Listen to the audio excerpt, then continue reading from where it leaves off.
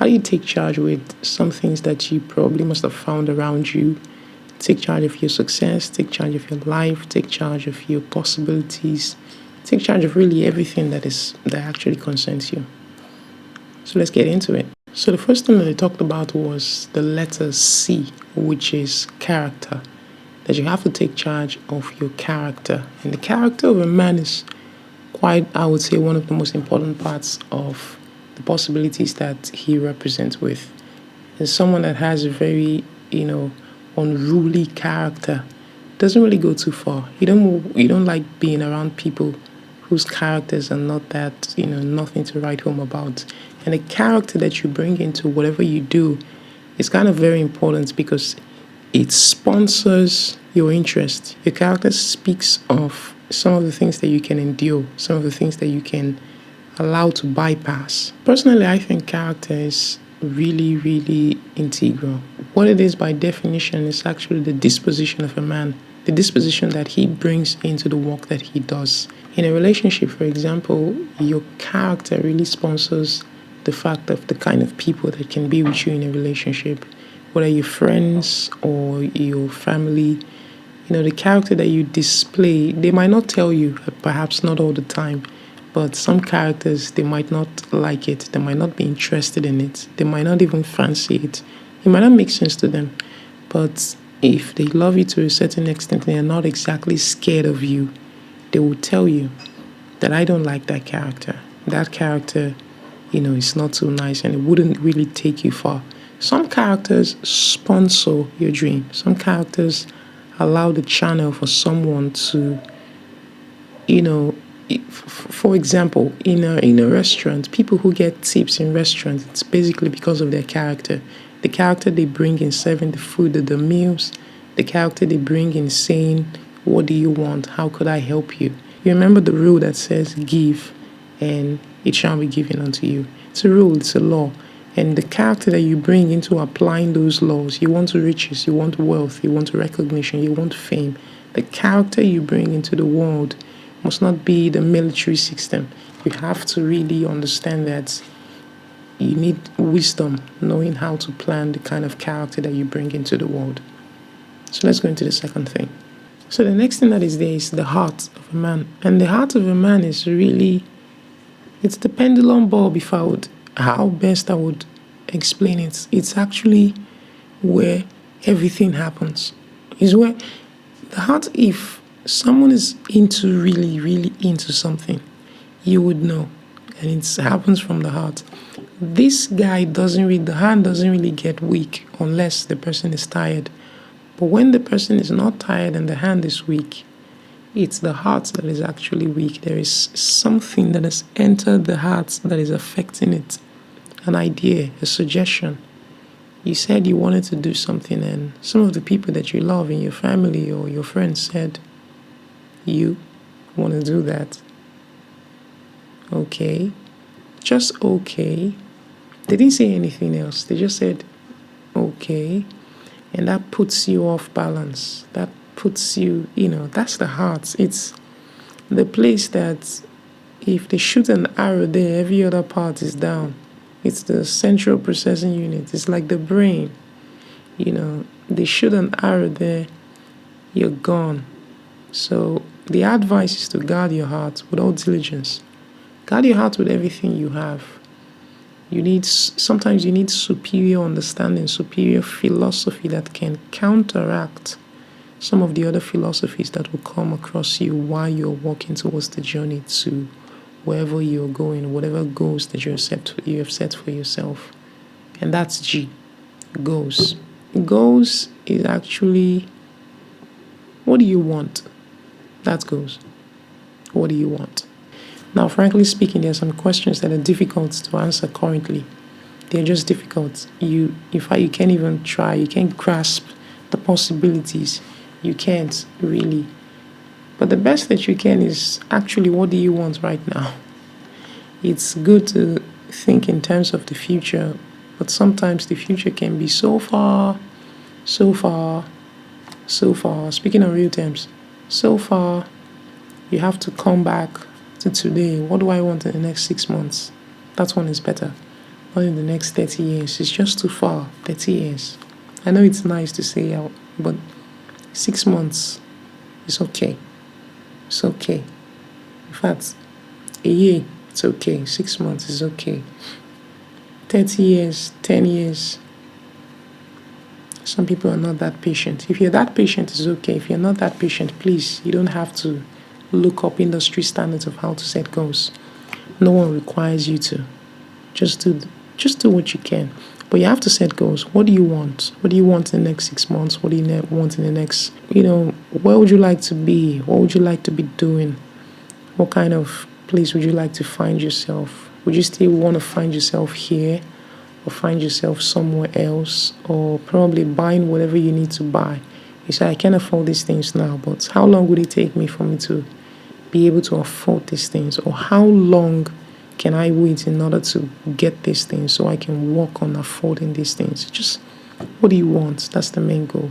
The next thing, A, is your attitude. I think attitude has to do with your mindset. Now, you must understand that, first of all, the bedrock of everything is the heart. Now, how does the heart actually affect the attitude of a person? It's in the philosophy. It's in the ideas. The things that you have come to believe will really sponsor your attitude. For example, when you expect something from people and people don't meet your expectation, you might get offended.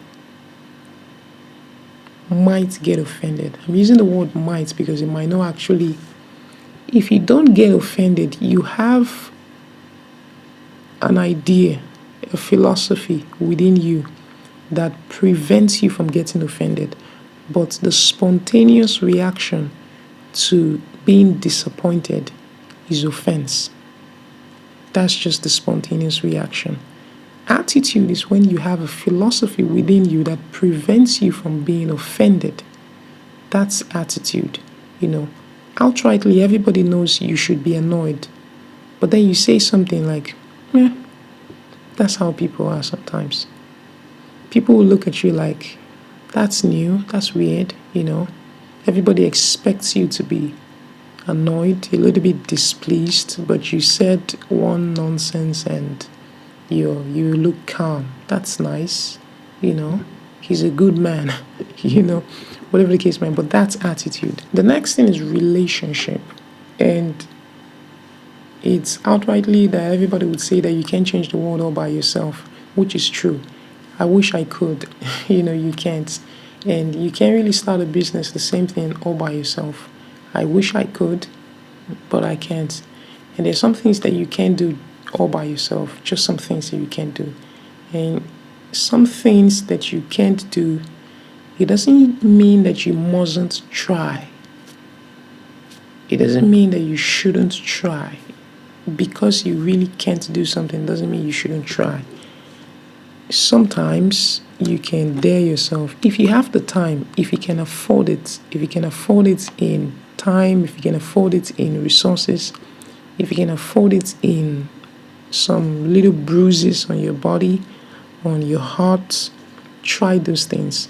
But relationships are quite very important, and there are some things that we do that kill our relationships. We do it consciously. These things just kill our relationships. It's okay, but it's not so okay if you know you have a goal and there's somewhere that you're going. Men can make you rich beyond your wildest dreams. There's a quote I have personally. I said that you can have anything you want if you can give enough other people what they want. You can have anything you want. It still follows the law of give and it shall be given unto you. What's the amount of services that you can offer to people? You would get anything you want. If you have 1 million customers, it's different from when you have only 100 customers. How many customers do you think Mark Zuckerberg has on his Facebook platform? Over 2 billion. You can't help but get rich. You really can't help but be rich when you have 2 billion customers. You really can't help it. It depends on the business model and some other technicalities in business, but you really can't help it but be rich, which is okay. So the last thing we're going to talk about very briefly is emotions. They're really tricky. My pastor would say that emotions can be stronger than knowledge. Sometimes can be stronger than reasoning. You look at this strong man. You're supposed to be reasonable. What happened? You know, you're supposed to know what to do, but what happened that you tripped? It's the emotions. He got angry. He said something he shouldn't have said, and now he has lost an opportunity. He got angry. He did something he shouldn't have done, and now he has ruined his life. You have to be careful of emotions. These little things that flow through your veins. You must be able to tame your emotions if you can. Now, I'm not expecting you to wake up one morning and be a master at it. Some things are not automatic. Some things require practice. Some things require practice, full-time practice. It has to be your full-time job. You have to be conscious of it. Control your emotions. Something that I believe can help you with controlling your emotions is to understand the locations that you often find yourself where you know that this particular emotion always, it always sticks its head out in this location. You have to be very conscious of it. There's some kind of emotions that elicit in people, if that's the right word, when they're in clubhouses. There's some emotions that, put off their head when you're in a gambling house. There's some emotions that come up when you're at home. Some emotions come up when you're with your family. Some emotions come up when you're excited.